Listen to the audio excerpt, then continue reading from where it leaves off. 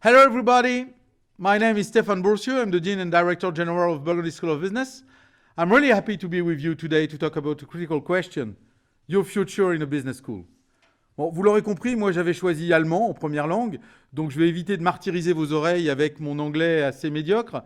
Néanmoins, si j'ai commencé à faire cette présentation en anglais, vous le verrez tout à l'heure, c'est que cette dimension-là a une importance. Bonjour à toutes et à tous, Stéphane Boursieu, je suis le directeur général de BSB. Je suis aussi professeur de management stratégique et je suis ravi d'être là avec vous aujourd'hui pour cette conférence qui s'intitule « Une grande école de management et après ». Peut-être qu'un certain nombre d'entre vous allez rejoindre une grande école, c'est important, mais ce qui est encore plus important, c'est ce qui se passe après la grande école et c'est ce que je vais essayer de vous démontrer aujourd'hui. Alors, pour débuter cette conférence, j'ai envie de vous poser une question toute simple. Pourquoi ?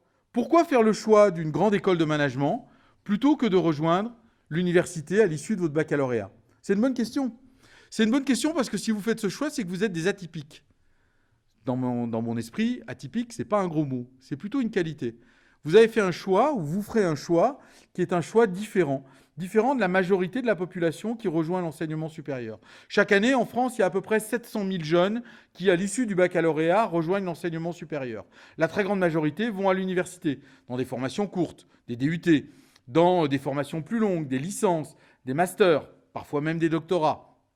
Et puis, il y a une part plus réduite de la population qui rejoint ce qu'on appelle les grandes écoles. Grandes écoles d'ingénieurs, polytechniques, les mines, grandes écoles de commerce, grandes écoles de management.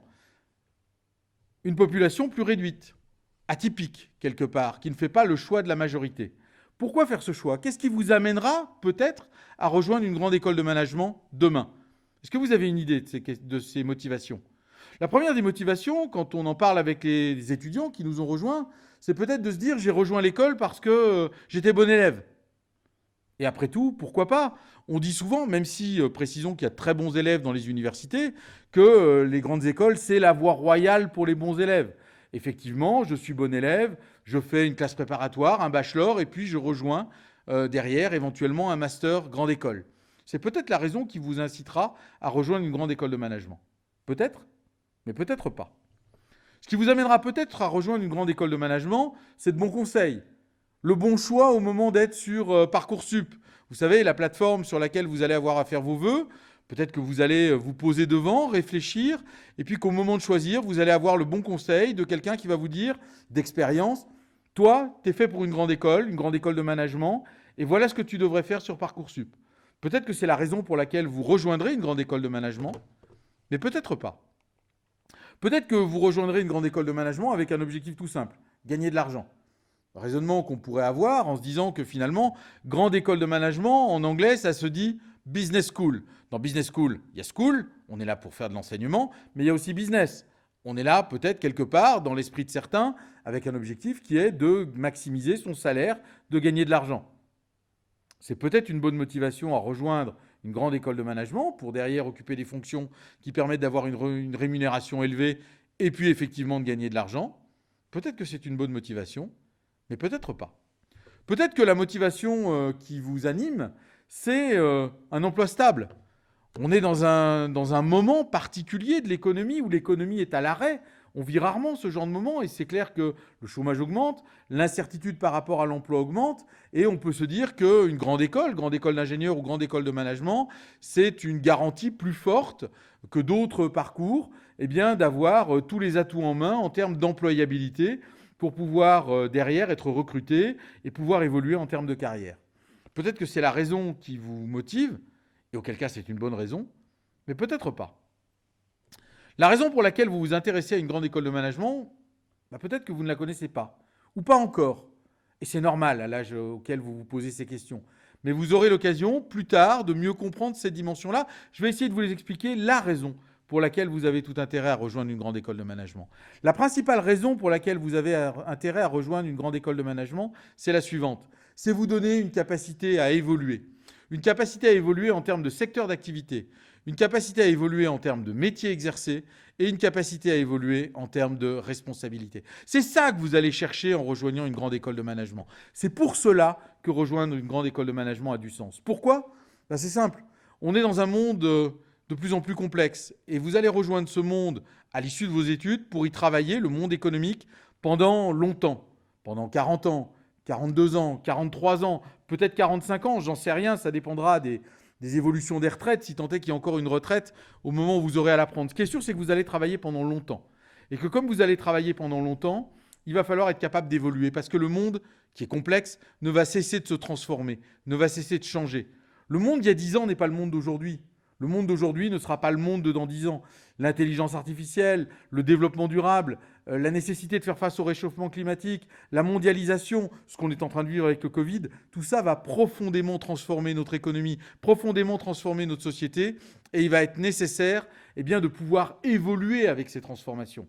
Donc l'objectif de rejoindre une grande école de management, c'est de vous donner tous les atouts pour pouvoir suivre les transformations du monde, voire impulser les transformations du monde dans les années qui viennent, et toujours être en mesure de s'adapter à la situation pour ne pas rester au bord de la route, tout simplement. Je vais vous donner quelques exemples tout simples. On parle de secteur d'activité. Secteur d'activité aujourd'hui, avec l'économie dans la situation dans laquelle elle est, en période de confinement, beaucoup d'activités sont à l'arrêt. Et les activités qui se développent le plus sont les activités de vente à distance, de e-commerce. Si je vous parle d'Amazon, si je vous parle de Fnac, si je vous parle de tous ces acteurs, vous les connaissez évidemment. Ces acteurs, ils n'existaient pas il y a 20 ans. Ces acteurs, ils étaient encore marginaux il y a une dizaine d'années. Aujourd'hui, ces acteurs font le commerce, font non seulement le commerce en ligne, mais en période de confinement, font le commerce tout court et font l'économie tout court. Ça veut dire que si vous n'êtes pas capable, quand vous faites du marketing par exemple, d'évoluer du commerce en face à face au commerce en ligne, vous mettrez votre métier en danger. Vous vous mettrez en danger. Alors que si vous êtes capable d'évoluer, si vous êtes capable de vous adapter, voire si vous êtes capable de créer les tendances, dans ces cas-là, évidemment, vous avez cette capacité à rester en phase avec les évolutions de la société, à contribuer aux évolutions de la société et de ce fait, à préserver votre employabilité, votre rémunération, votre position sociale, etc. Donc la première raison, c'est être capable d'évoluer en fonction de l'évolution des secteurs d'activité. C'est la même chose sur les métiers. En marketing, les métiers ne sont pas les mêmes aujourd'hui qu'il y a 10 ans. Les notions de community manager, il y a 10 ans, étaient tout juste émergentes. On ne savait pas ce que c'était qu'un community manager, quelqu'un qui anime des communautés sur des réseaux sociaux. Il faut dire qu'il y a 10 ans, les réseaux sociaux, c'était Facebook, depuis 2-3 ans à peine. C'était Twitter, qui venait tout juste d'apparaître. C'était LinkedIn. Mais on était loin d'Instagram, on était loin de Snapchat, on était loin des réseaux sociaux qui, aujourd'hui, font l'actualité. Aujourd'hui, un community manager en marketing, c'est la base. C'est essentiel. Être capable de comprendre le marketing digital, c'est le cœur du métier du marketing. Alors qu'il y a 10 ans en arrière, il y avait seulement quelques experts. Ça veut dire que si vous n'êtes pas capable d'évoluer en termes de métier, vous vous mettrez en difficulté. Et puis évoluer en termes de responsabilité. La caractéristique des élèves de grandes écoles de management, c'est leur capacité à évoluer en termes de responsabilité. Commencer leur carrière dans un métier d'expert. Je suis un community manager, mais être capable d'évoluer en sachant manager des équipes, être capable d'évoluer en changeant de métier, en changeant de secteur d'activité, en changeant de niveau de responsabilité, c'est ça la force des grandes écoles de management, c'est ça la force des diplômés de grandes écoles de management. C'est ce qu'on va essayer de vous apporter dans une grande école. Dans une grande école de management, on vous donnera cette capacité à évoluer et à évoluer tout au long de votre vie. C'est central, puisque je le disais, votre vie professionnelle, et c'est une bonne nouvelle, elle sera longue et elle sera riche. Alors par rapport à ça, qu'est-ce qu'on va vous apporter ? Quels vont être les principes fondateurs d'une grande école de management qui vont vous permettre d'évoluer tout au long de votre carrière ? Cette capacité à évoluer, on va vous la transmettre par un ensemble de choses. Dans une grande école de management, il y a des cours, mais pas seulement.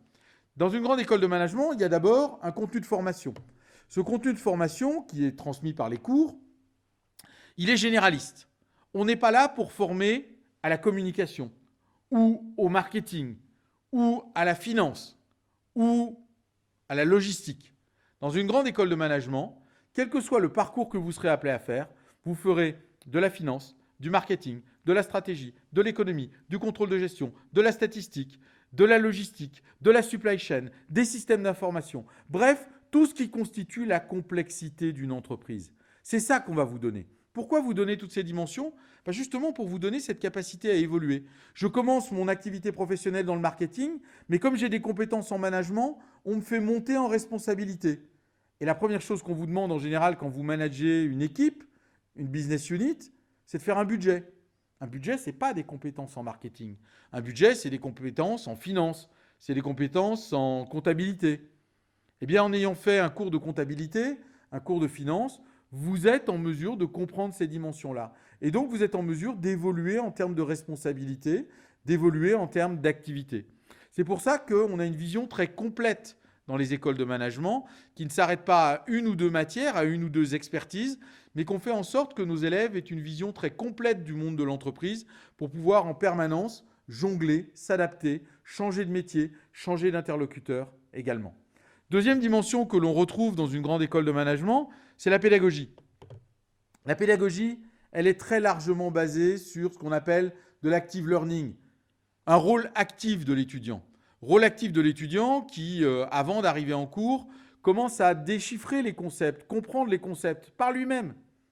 Parce qu'une fois que vous aurez quitté l'école, les concepts en économie, en management, en stratégie, en finance, ils vont continuer d'évoluer.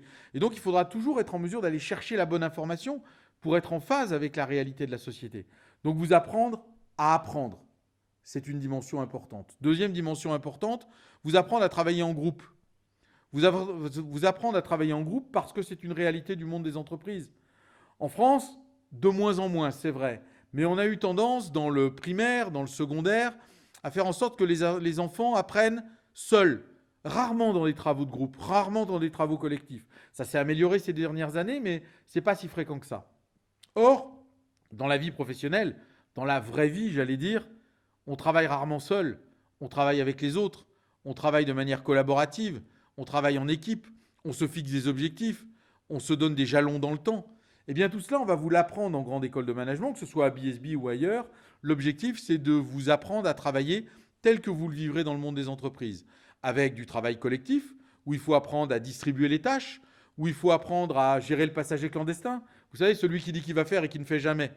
Où il va falloir apprendre à réguler les envies de chacun, d'avoir des idées différentes, faire partager les avis, arriver à trouver un consensus, arriver à amener tout le monde dans le même sens. C'est ce qu'on va vous apprendre à travers ce travail collectif. Apprendre aussi à gérer l'horizon temporel. On n'a pas des devoirs nécessairement à faire du jour au lendemain en entreprise. On peut avoir des projets à mener pour dans 1 mois, pour dans 3 mois, pour dans 6 mois. Comment on s'organise pour gérer un projet qui est dans 3 mois ou 6 mois? On sait bien que la tendance des Français naturelle, c'est celle de repousser et de se dire si le projet est à rendre pour dans 3 mois, rendez-vous dans 2 mois. Non, on peut avoir plusieurs projets, on peut avoir à mener de front différentes actions. Eh bien, comment on s'organise? Comment on distribue les tâches? Comment on met des jalons en place pour s'assurer que le projet avance? Voilà toutes les dimensions qu'on vit dans le monde professionnel, mais qu'on apprend dans une grande école de management.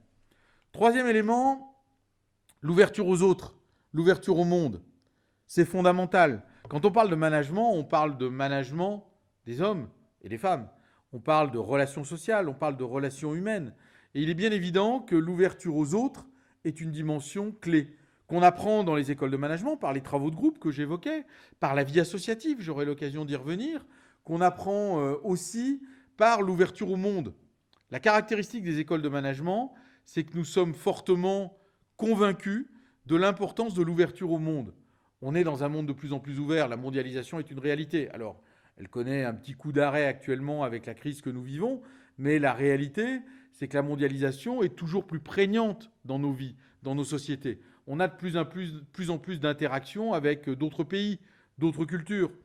Et les grandes écoles de management vont vous donner cette ouverture au monde. Comment ça va se traduire concrètement? Dans plein de dimensions. Première dimension, ça se passe à l'école. Si je prends simplement l'exemple de BSB, il y a plus de 700 étudiants internationaux. Sur les 2800 étudiants qui accueillent l'école, plus de 700 étudiants internationaux, d'une soixantaine de nationalités. Ça veut dire que vous êtes nécessairement confronté avec des étudiants qui ont des visions différentes du monde, de l'économie, de la société, et qui vont donc les partager avec vous et vous permettre de vous enrichir. Ça va passer aussi par les professeurs. Professeurs internationaux, là encore, si je prends l'exemple de BSB, il y a plus de 20 nationalités parmi les professeurs permanents à l'école. Ça veut dire que nécessairement, à un moment ou à un autre, vous serez confronté à des professeurs qui viennent des États-Unis, qui viennent d'Inde, qui viennent de Chine, qui viennent d'Afrique. Peu importe, ils ont des visions différentes du monde, ils ont des visions différentes de l'économie, de la société, et ils seront là pour vous enrichir votre vision et votre capacité d'ouverture. Puis l'ouverture, ça passe évidemment quand on est à BSB par les dimensions que j'ai évoquées, mais ça passe aussi par le fait de partir. Souvent, dans les programmes, il y a une obligation de départ à l'étranger, en semestre, en double diplôme. Partir dans une université partenaire pendant 6 mois, pendant 1 an, quand les voyages sont autorisés évidemment. Eh bien l'intérêt de cette ouverture, c'est de se confronter à une autre société, d'aller dans un pays qu'on ne connaît pas forcément. Ça peut être les Philippines, ça peut être le Chili, ça peut être la Russie, ça peut être le Sénégal, peu importe. L'objectif, c'est de se confronter à une autre culture, de se confronter à d'autres manières d'enseigner, à d'autres visions de l'économie, parce qu'on n'a pas la même vision selon les pays dans lesquels on est, et à travers ça, de s'enrichir. S'enrichir et être capable de travailler avec des gens ayant des cultures différentes. Parce qu'une fois que vous serez dans le monde des entreprises, vous serez confronté à des clients, à des fournisseurs, à des salariés, à des partenaires qui viennent de différentes cultures, de différentes nationalités, et de vous être frotté à cette exigence interculturelle en école vous permettra de vous adapter d'autant plus facilement. Cette dimension d'ouverture aux autres, elle permet d'évoluer tout au long de sa vie. Et puis, l'ouverture, ça passe par l'expérience hors salle de cours. Qu'est-ce que j'entends par l'expérience hors salle de cours ? Dans les grandes écoles de management, il y a les cours, et puis il y a la vie à côté. Et la vie à côté, c'est pas simplement, comme on le pense trop souvent, la dimension festive. La vie associative, elle existe, elle est festive, il faut le dire. Ça contribue aussi à souder une communauté, mais elle n'est pas simplement festive. La vie associative, elle permet d'apprendre de manière opérationnelle et d'apprendre justement à évoluer. Tiens, je vais même prendre la dimension festive. Quand le président ou la présidente du BDE est élu président ou présidente du BDE, leur première pensée est de se dire mon rôle en tant que président du bureau des étudiants, c'est d'organiser la fête, c'est de faire la fête. C'est pas faux. Le BDE est là pour organiser des événements festifs, tels que le week-end d'intégration, tels que le gala de Noël. Et ça fait partie de la culture des écoles. Mais ça va bien au-delà de ça. Lorsque une équipe dirige un BDE, s'engage dans un BDE, le fait de travailler au sein du BDE, c'est beaucoup plus qu'une dimension festive. C'est apprendre à organiser des événements complexes. Imaginez, un week-end d'intégration, c'est plus de 1000 élèves qui partent d'un point A, si on prend BSB, Dijon, pour aller à un point B, en général au bord de la mer, c'est-à-dire, soyons honnêtes, assez loin de Dijon. Et pendant 3 jours, ces étudiants vont organiser un grand événement qui n'est pas un bizutage, soyons clairs. C'est un événement festif, bon enfant, extrêmement réussi en général, qui vise pendant 3 jours à faire une fête qui permette de souder, de mobiliser l'ensemble des élèves de notre communauté. Pour faire ça, il faut avoir un sacré sens de l'organisation, parce que 1000 élèves qui partent d'un point A, Dijon, pour aller à un point B au bord de la mer, vous ne les emmenez pas avec une Twingo. Il va falloir peut-être une vingtaine de bus. Ça se réserve à l'avance, ça s'organise. Il va falloir avoir toutes les assurances. Une fois sur place, les 1000 étudiants, il va falloir les loger. Vous ne les logez pas dans un studio au Gros du Roi. Il va falloir avoir un camp complètement réservé, un camp de vacances. Ça se réserve 1 an à l'avance. C'est une véritable organisation. Il va falloir les nourrir, ces 1000 élèves. 1000 élèves, à votre âge, ça mange. Beaucoup. Ce n'est pas un simple barbecue sur la plage. Il faut prévoir, là encore, toute une logistique, toute une organisation. Parce que manger pendant 3 jours, c'est considérable. 1000 élèves, à votre âge, ça boit. Trop. Beaucoup trop. Alors, on régule ça. On fait en sorte qu'on ne dépasse pas les limites du raisonnable. Mais en l'occurrence, ça se régule, ça s'organise. Il faut prévoir tous ces éléments-là. Ça ne s'improvise pas. Et là encore, le bureau des élèves apprend beaucoup en faisant ce genre de choses. Et puis, 1000 élèves qui sont dans un week-end d'intégration pendant 3 jours, il va falloir les occuper. Vous n'allez pas faire un ballon prisonnier sur la plage. Encore que, un ballon prisonnier à 1000 sur une plage, ça peut durer 3 jours, mais ça va devenir lassant. Donc l'objectif, c'est d'organiser des animations dans un cadre sécurisé, avec toutes les assurances qui vont bien. Ce n'est pas aussi simple que ça.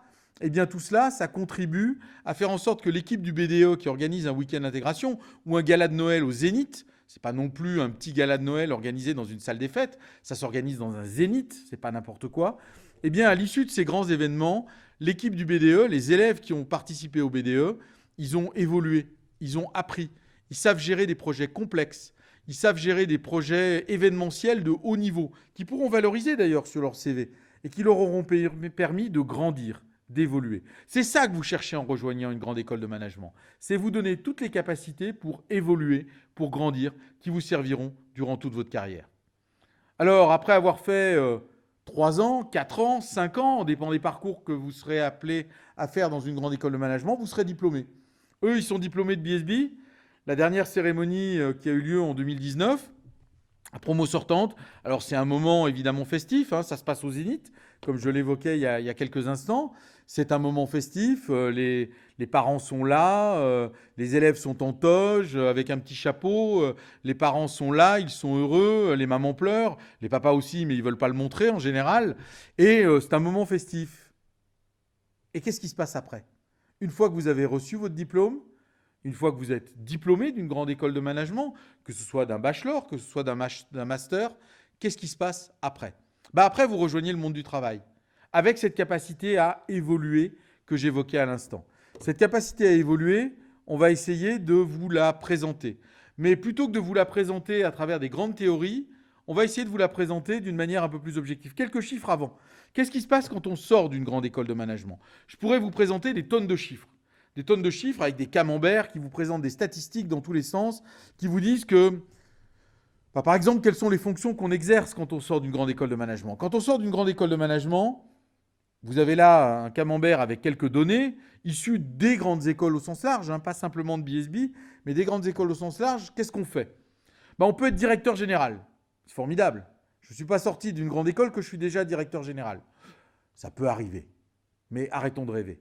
La réalité, c'est qui est directeur général quand il sort d'une grande école de management? L'entrepreneur. Celui qui crée son entreprise. Par nature, il est dirigeant, donc directeur général. Et oui, il y a des créateurs d'entreprises dans une grande école de management. À BSB, on a même un incubateur qui est là pour accompagner nos élèves créateurs d'entreprises, pour les aider à préparer au mieux leurs projets, à se lancer dans l'aventure de la création d'entreprise avec tous les atouts possibles.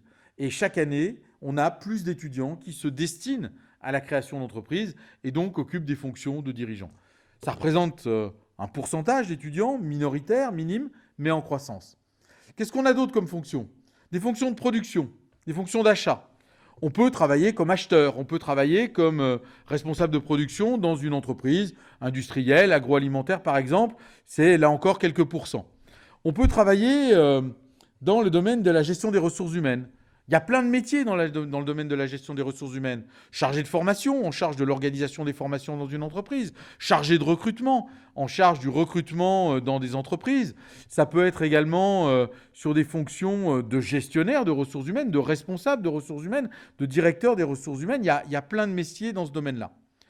50%, un peu plus, de nos diplômés, de nos jeunes diplômés, rejoignent le monde du commercial et du marketing. Alors c'est très vaste. J'irais presque jusqu'à dire que cette statistique, elle est un peu fourre-tout. On retrouve plein de choses très différentes. Le monde du commercial et du marketing, ça va du commercial pur qui va au devant de clients, particuliers ou professionnels, business to consumer ou business to business, jusqu'à des métiers de communication, chargé de relations de presse, community manager, je l'évoquais tout à l'heure, chargé de pub. Il y a plein de métiers, il y a des centaines de métiers différents dans les domaines du marketing et de la communication et ça occupe à peu près la moitié des diplômés de grandes écoles de management. Et puis on retrouve le monde de la gestion, de l'audit, de la finance, avec grosso modo un tiers de nos diplômés qui rejoignent des fonctions d'audit, auditeurs, experts comptables, des fonctions dans le domaine de la finance, contrôleur de gestion, responsable financier, directeur financier. Là encore, il y a plein de métiers qui sont possibles. Voilà les principaux éléments. Et puis organisation, informatique, conseil. On a un petit 5% d'élèves de grandes écoles qui rejoignent ces secteurs-là. Alors, je pourrais vous abreuver de ces statistiques, mais franchement, je ne pense pas qu'elles vous apportent grand-chose à ce stade, donc je passe. Je passe sur une autre statistique où je vais m'attarder très peu, une autre statistique aussi détaillée sur les secteurs d'activité. Secteurs d'activité, nos élèves de grandes écoles de management, on les retrouve dans quel secteur? On les retrouve dans le secteur des eaux, des forêts, agrologie, agro-industrie. À peu près 1% de nos élèves, c'est bien, je passe. On retrouve un peu moins de 10% de nos diplômés dans l'agroalimentaire. Chez Danone, chez Beignet, président, chez Nestlé.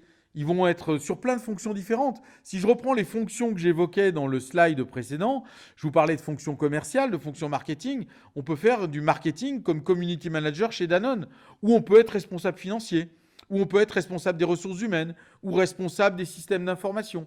Il y a plein de métiers différents dans tous les secteurs.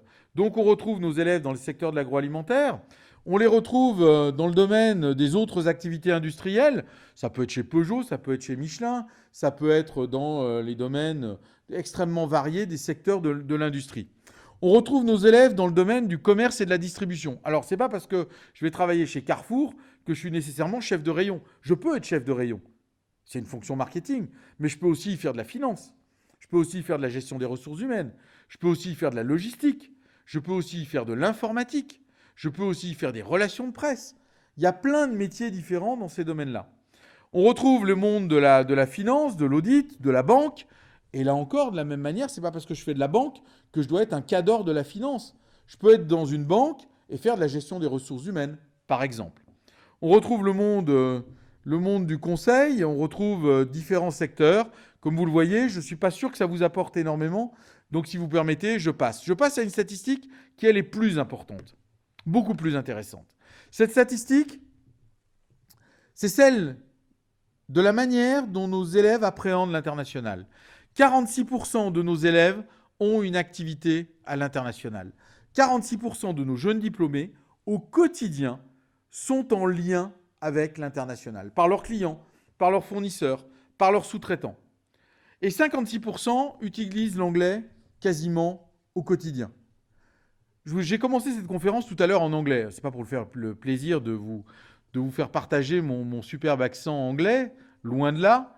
Si j'ai choisi de commencer cette conférence en anglais, c'est pour vous dire qu'aujourd'hui, l'anglais, ça n'est pas une langue vivante.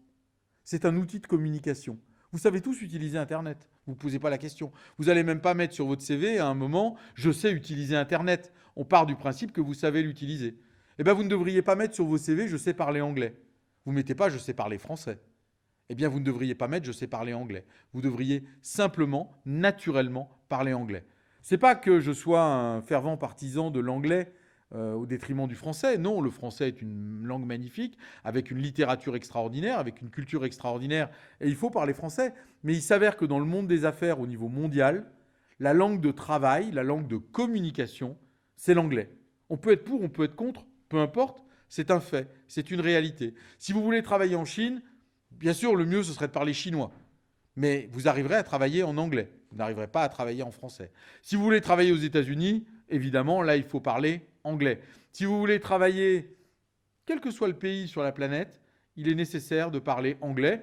Et puis, cerise sur le gâteau, de parler éventuellement la langue du pays qui vous intéresse. Là, c'est évidemment encore un plus extrêmement significatif. Mais dans tous les cas de figure, si vous ne parlez qu'anglais, vous vous en sortirez.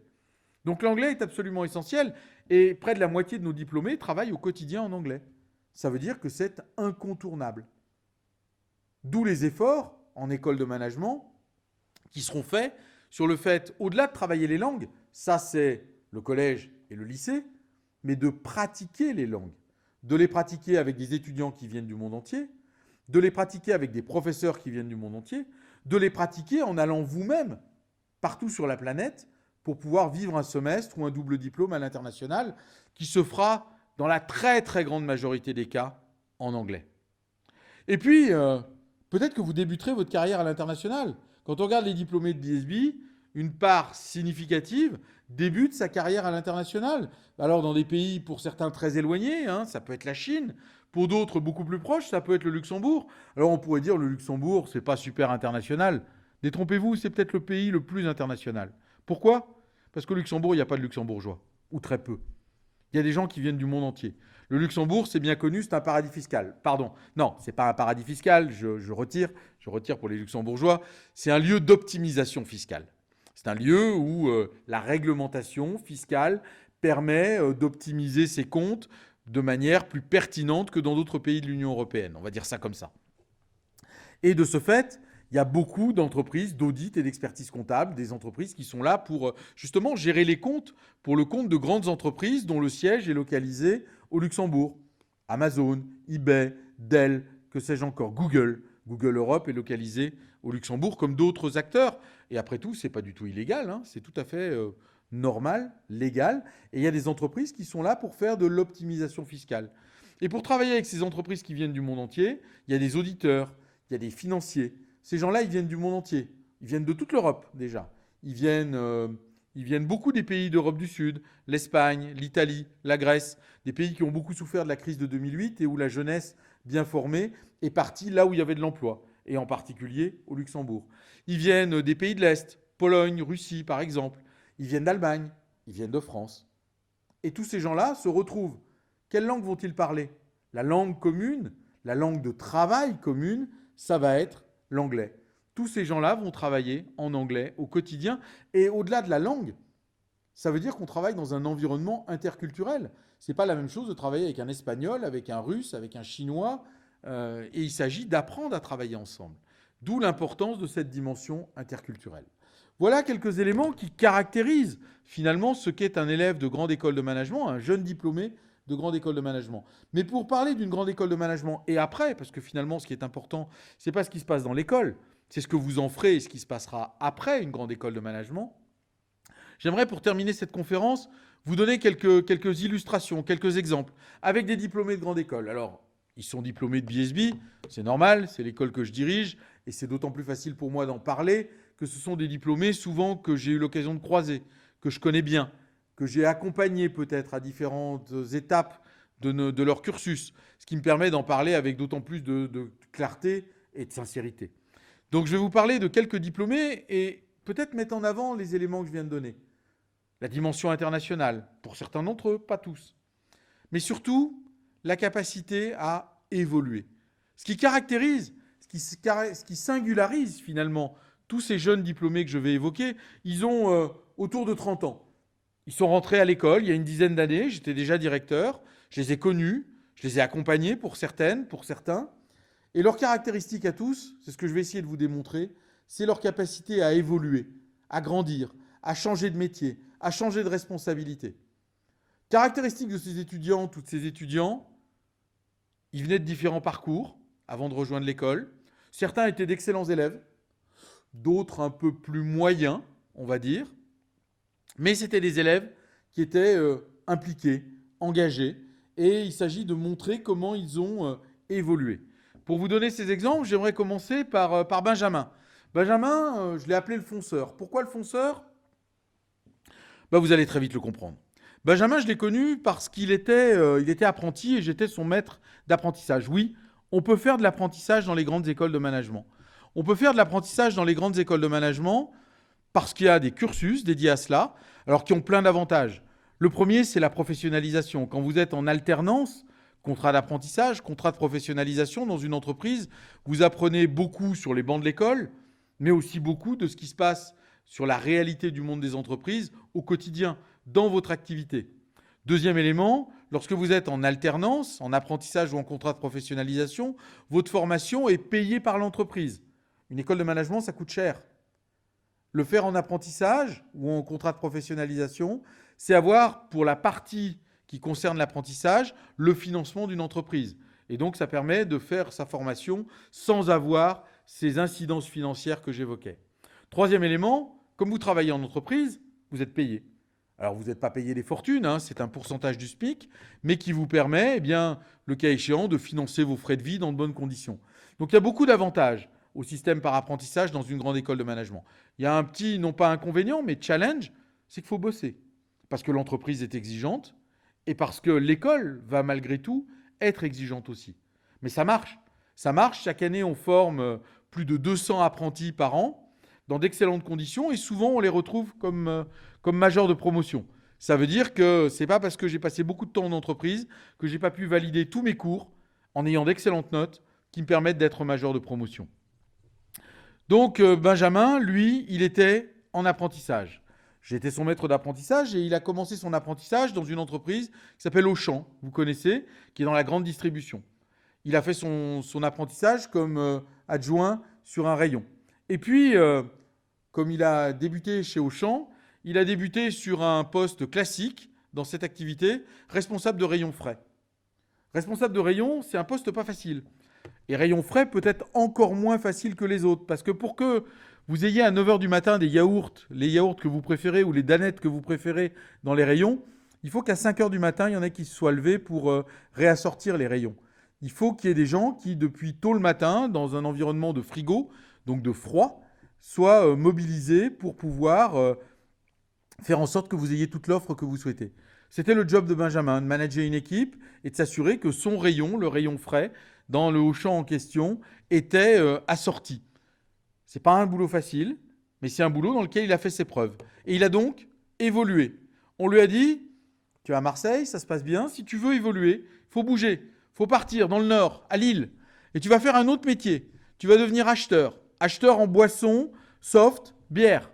Ça veut dire que tu ne seras plus dans les rayons, tu ne seras plus dans les frigos, tu seras dans un bureau climatisé, là il n'y aura plus de froid, mais ton job c'est de négocier en permanence avec des fournisseurs, des prix, des délais, des quantités. Il faut maîtriser des outils complètement différents de celui du responsable de rayon frais. C'est donc qu'il va falloir évoluer, savoir faire preuve de capacité d'adaptation. Une dimension d'évolution qui est absolument centrale. Ça s'est bien passé. Après le Sud, le Nord, on lui a dit tu vas évoluer encore. Et on lui a dit tu vas maintenant rentrer dans un magasin, retourner en magasin, mais avec des vraies responsabilités managériales. Ta responsabilité, ça va être de manager, en tant que directeur adjoint du magasin, toute la partie back-office.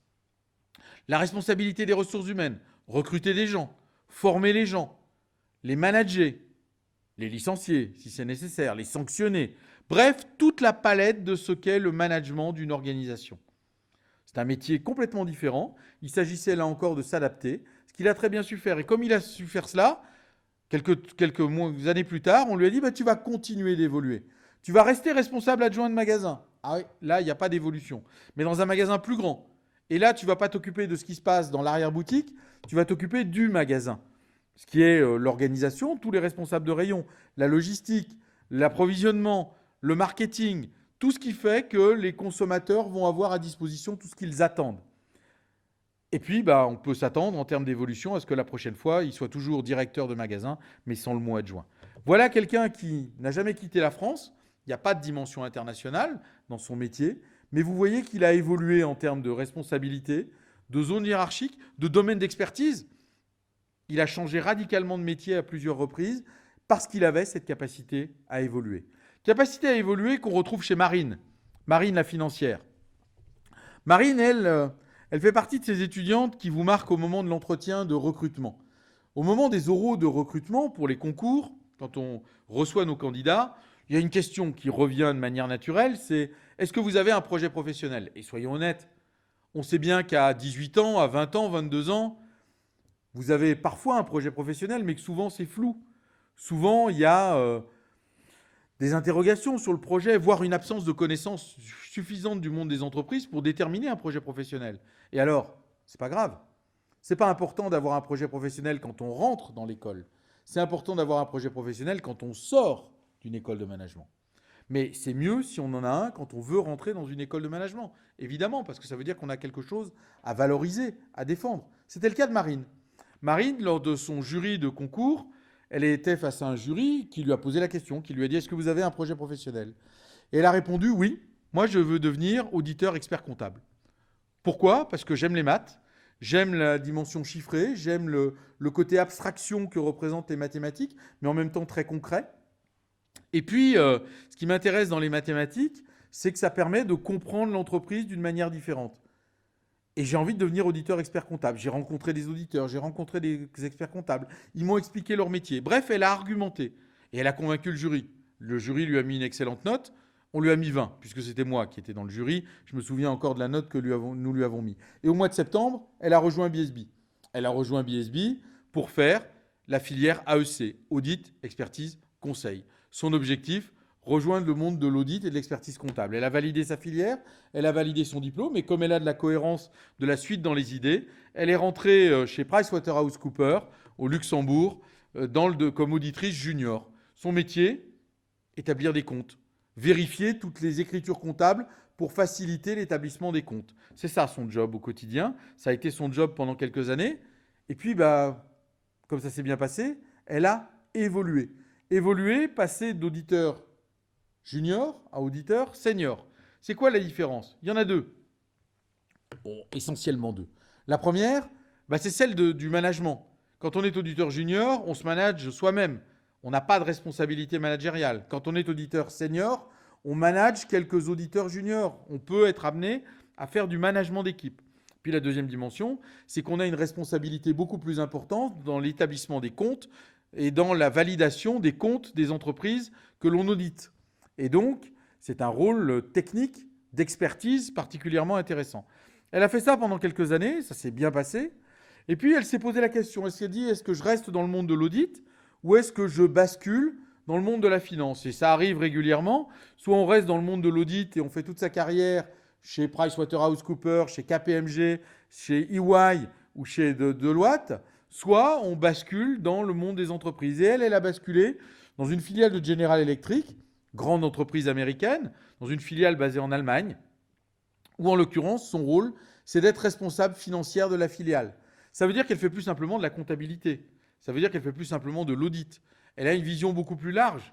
Et elle a une vision où elle manage une équipe de quelques dizaines de personnes. Il s'agit plus simplement d'agir. Il s'agit de manager. Manager pour gérer la trésorerie. Manager pour gérer les devises. Quand on est une entreprise américaine basée en Allemagne qui fait de l'activité partout en Europe, il faut être capable de manager les taux de change. Il faut être capable de gérer les flux financiers entre les pays. Elle s'occupe aussi des investissements. Pour s'occuper des investissements dans une entreprise, il faut comprendre sa stratégie, il faut comprendre son cycle d'activité, il faut comprendre son organisation. Donc elle a cette capacité à comprendre l'entreprise de manière globale qui lui permet derrière d'évoluer en termes de responsabilité professionnelle. Voilà typiquement un profil international, comme je le disais, mais avec en plus cette dimension d'évolution qui est passée d'une expertise technique, celle d'auditrice expert comptable, à une expertise managériale, celle de responsable financière. Troisième profil, la passionnée, Vanessa. Vanessa, elle a été fortement investie dans l'école, et c'est comme ça que je l'ai connue, au sein de l'équipe admissible. Quand nos élèves passent les concours, ils sont accueillis. Les candidats sont accueillis par nos élèves, et la team admissible joue ce rôle d'accueil, est là pour répondre à vos questions, pour vous accompagner, pour vous faire vivre l'expérience BSB. Vanessa, elle faisait partie de cette team-là. C'était une passionnée de la mode. Et Vanessa, elle a toujours voulu rejoindre le monde de la mode. Simplement, quand on fait une business school, on n'est pas forcément destiné au monde de la mode. On n'est pas styliste, on n'est pas nécessairement mannequin, on n'est pas dans les métiers de la mode. Mais il y a plein de métiers autour de la mode. Et Vanessa, elle a vite compris ça. Et elle a compris que le monde de la mode, c'était Paris, c'était Milan, c'était Londres. Et donc, elle est partie à Londres, où elle est devenue client, puis senior client executive fashion division chez Kantar, dans le domaine des études sur le monde de la mode. Ah oui, quand je suis un expert en management, je suis un expert en marketing, je suis capable de faire des études. Autant faire des études de marché sur un domaine qui m'intéresse, en l'occurrence, le monde de la mode. Vanessa, elle a changé ensuite d'employeur. Elle est passée chez un concurrent de Kantar World Panel qui s'appelle Ipsos, où elle est devenue Associate Brand and Advertising Research. En gros, son activité, là encore, de faire des études de tendance sur les évolutions de la société, les évolutions du monde de la mode. Puis elle est allée chez un autre acteur comme directeur consultante EMEA, Europe, Middle East, Asia, dans le domaine de la prospective, de la stratégie et du futur, là encore, toujours en lien avec le domaine de la mode. Savoir ce qui se passe en termes de tendances. La mode, ce sont des tendances qui se prévoient longtemps à l'avance. Et puis, depuis quelques années, elle a rejoint Walt Disney Company comme Head of Fashion and Home Shopper Marketing. Son objectif, promouvoir un certain nombre de produits qui sont créer des tendances, créer des effets de mode dans le domaine de Disney, c'est-à-dire des loisirs. Quatrième parcours, toujours avec cette capacité d'évolution, moins internationale que Vanessa, Salah. Salah, il est symptomatique de ce qu'est un élève. Je vous disais tout à l'heure qu'on n'a pas forcément de projet quand on rentre dans une école de management. Et je le disais, c'est pas grave. Salah, on est l'illustration. Quand il est rentré à l'école, ce qui l'intéressait, lui, c'était de faire du marketing dans le domaine du foot. Pourquoi ? Parce que c'était un passionné de foot. Ok, on peut être passionné d'un domaine. Est-ce qu'on va nécessairement y faire du marketing ? Tout dépend de la taille du secteur. Quand on regarde le secteur du football professionnel, ce sont 40 clubs. 40 clubs, on va dire le plus important aujourd'hui en termes de budget, c'est le Paris Saint-Germain. C'est quelques dizaines de personnes au marketing. Ce n'est pas des milliers de personnes. Ça veut dire qu'il y a peu de postes, qu'il y a peu d'opportunités. Donc ça là, il voulait rentrer dans ce domaine C'était plus une passion qu'une réelle réflexion. Et rapidement, il s'est rendu compte qu'il y avait d'autres choses à faire. Et à l'école, il a découvert un métier qu'il ne connaissait pas, un monde qu'il ne connaissait pas, c'est celui de la finance. Finance, de la banque. Et plutôt que de rejoindre un club de foot pour s'occuper du marketing, il est rentré, après ses stages, dans le monde de la banque, comme chargé de clientèle entreprise. C'est un métier très classique quand on veut rentrer dans le monde de la banque. Lui est rentré chez BNP Paribas, mais ça aurait pu être Société Générale, ça aurait pu être Banque Populaire, ça aurait pu être le CIC, ça aurait pu être les caisses d'épargne, peu importe. Il est rentré dans une banque pour devenir chargé de clientèle entreprise. Son métier au quotidien, aller au devant des entreprises, aller au devant des chefs d'entreprise pour leur proposer des solutions de financement pour les aider à développer leur activité. Activité de court terme, de la trésorerie, activité de long terme, des investissements. Pour faire ce métier, il faut maîtriser les aspects financiers, ce qui est un bilan, ce qui est un compte de résultats. Évidemment, c'est important, mais il faut avoir une vision plus globale.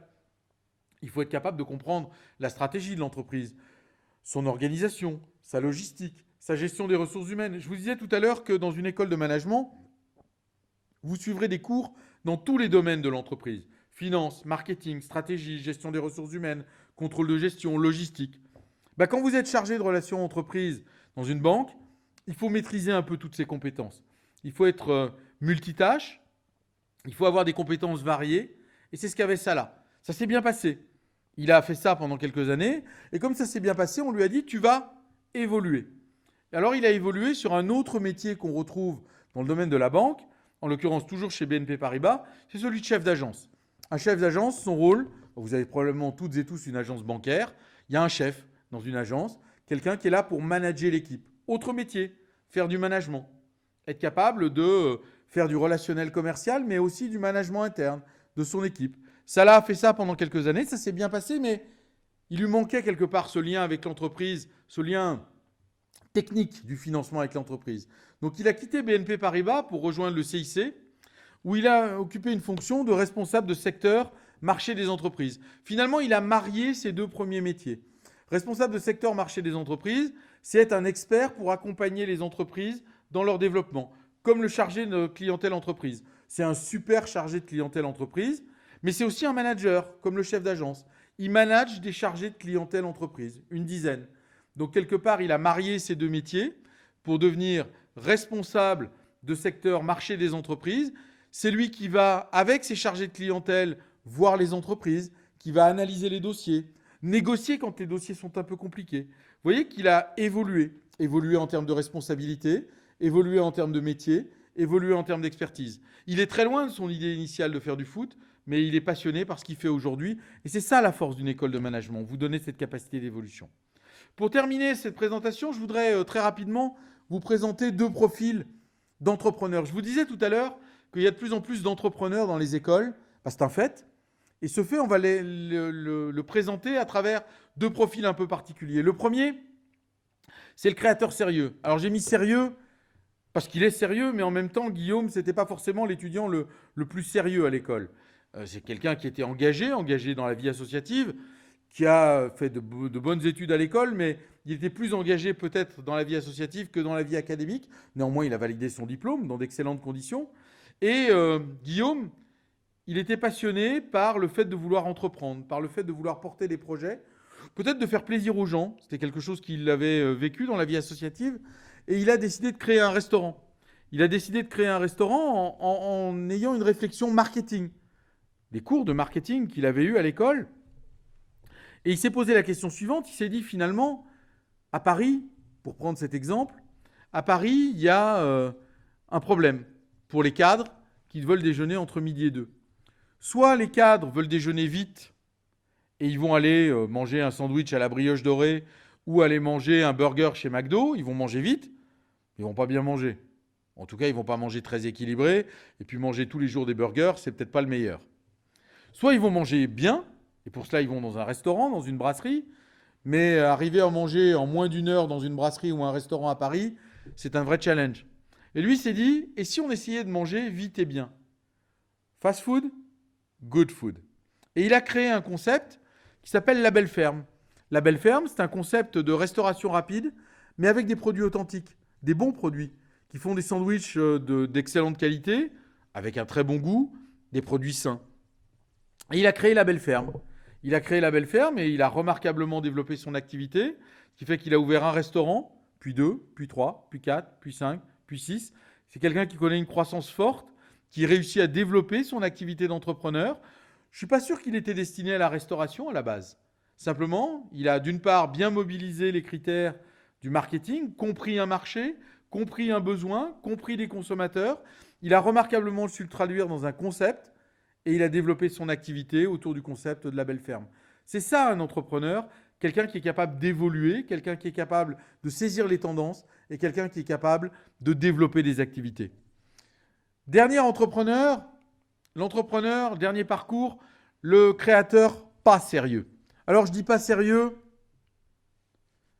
c'est très très partiel ce que je dis et c'est même très injuste parce que je pense que c'est quelqu'un de très sérieux.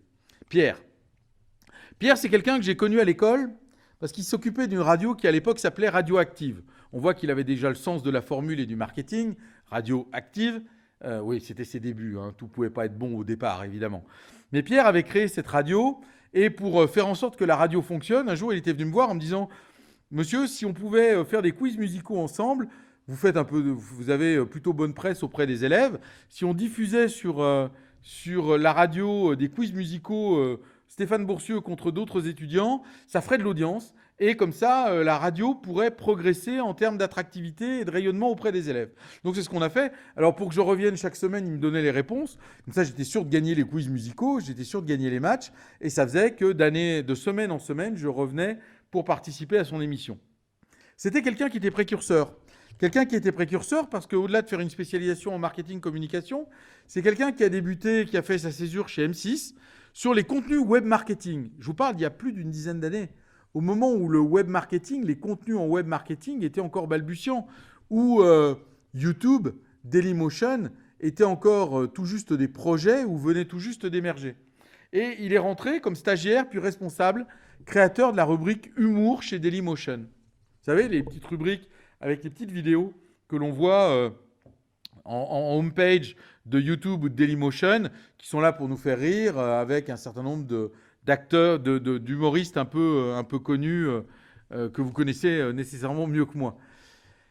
Eh bien Pierre, à un moment donné, il s'est dit, ils sont drôles, mais moi aussi je suis drôle, et je suis peut-être même plus drôle qu'eux. Et si moi aussi je devenais humoriste? Et Pierre, peut-être que vous le connaissez, puisqu'il est devenu humoriste professionnel, que finalement il est passé de l'autre côté du miroir, il s'appelle Pierre Cross. Pour moi, c'est un créateur que je qualifierais de très sérieux et non pas de pas sérieux, parce que c'est quelqu'un qui est là pour faire de l'humour, mais pour faire de l'humour tous les jours, pour poster tous les jours une vidéo sur les réseaux sociaux, il faut faire preuve de beaucoup de sérieux, beaucoup d'engagement. C'est un des youtubeurs les plus connus en France, c'est près de 2 millions de vues quotidiennes sur YouTube. Pierre, je le disais, profil pas sérieux, c'est vite dit. C'est quelqu'un qui est humoriste professionnel, mais qui est aussi créateur, producteur, responsable de com, bref, un vrai entrepreneur, quelqu'un qui est patron d'une entreprise, quelque part, et qui est parmi les meilleurs youtubeurs français. Pierre, aujourd'hui, c'est quelqu'un qui a su évoluer. Il a compris qu'il avait du talent, mais que ce talent, il y en a beaucoup qui en ont, mais il n'y en a pas beaucoup qui sont élus sur les réseaux sociaux. Lui a réussi à être reconnu, à être parmi les plus visibles sur les réseaux sociaux, parce que justement, il a su mettre au service de son talent, sa capacité d'organisation, sa capacité de communication, de marketing, de rigueur, de management. Tout ce qu'il avait appris en école, tout ce qu'il avait appris aussi dans son parcours à l'international et qui lui ont permis d'évoluer, comme je viens de vous le démontrer. Voilà quelques éléments qui démontrent cette capacité d'évolution que l'on acquiert dans une école de management. Ils ont autour de la trentaine. Vous voyez qu'ils ont tous évolué au fil du temps. Alors, une grande école de management et après, d'abord pour vous, la question c'est comment vous allez rejoindre une grande école de management. Moi, si j'ai quelques conseils à vous donner, il y en a qui ne sont pas très nombreux. Le premier, c'est choisissez l'école qui vous ressemble. Renseignez-vous sur les écoles. A fortiori, dans cette période de confinement où beaucoup de choses passent par les réseaux, où beaucoup de choses passent par Internet, soyez d'autant plus vigilants. Posez d'autant plus de questions. Ne vous arrêtez pas aux paillettes. Allez au-devant des écoles, interrogez-les, renseignez-vous bien. Allez vers des écoles accréditées, ACSB, EQUIS, ayant des grades de master, c'est-à-dire des diplômes d'État français.